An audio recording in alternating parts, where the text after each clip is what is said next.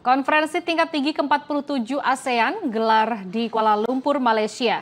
Presiden Prabowo Subianto hadir bersama dengan para pemimpin negara ASEAN lainnya. Lalu apa saja poin-poin yang disampaikan oleh Presiden Prabowo Subianto dalam konferensi tingkat tinggi ini? Dan berikut laporan jurnalis Garuda TV, Fani Ahdiya.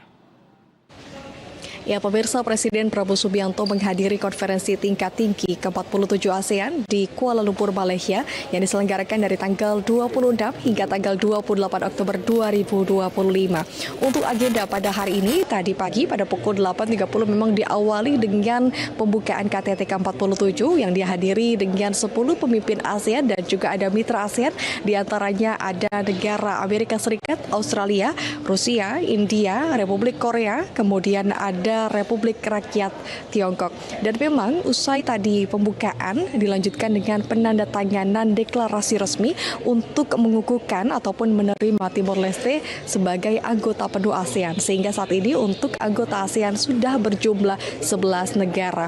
Dan tidak hanya itu pemirsa, agenda pada hari ini Presiden Prabowo Subianto juga menghadiri sidang pleno yang dilakukan dengan beberapa pemimpin negara. Dalam sidang pleno ini Presiden Prabowo Subianto menekankan untuk melakukan koordinasi secara regional dan juga menekankan pentingnya persatuan antar negara.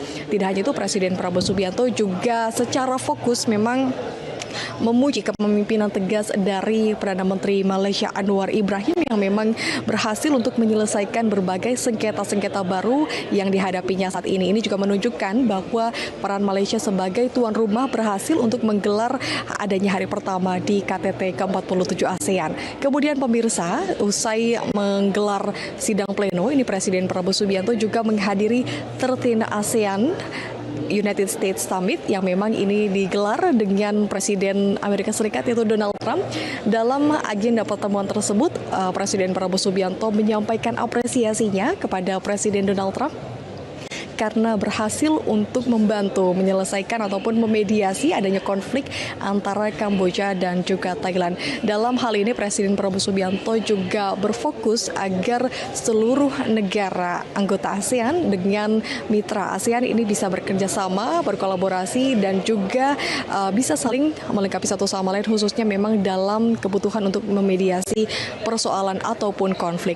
Tidak hanya itu pemirsa, dilanjutkan kembali pertemuan pada sore hari adalah 28 ASEAN and Japan Summit.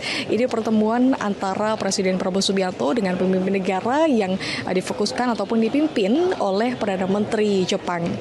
Presiden Prabowo Subianto tadi juga usai menggelar adanya forum tersebut menyampaikan apresiasi kepada Perdana Menteri Jepang yang memang ketahui ini merupakan salah satu Perdana Menteri perempuan dan memang aspirasi ataupun bagaimana cara Perdana Menteri Jepang menyelesaikan masalah ini bisa menjadi motivasi dan juga bisa dilihat secara konkret agar para pemimpin dunia bisa mencontohnya.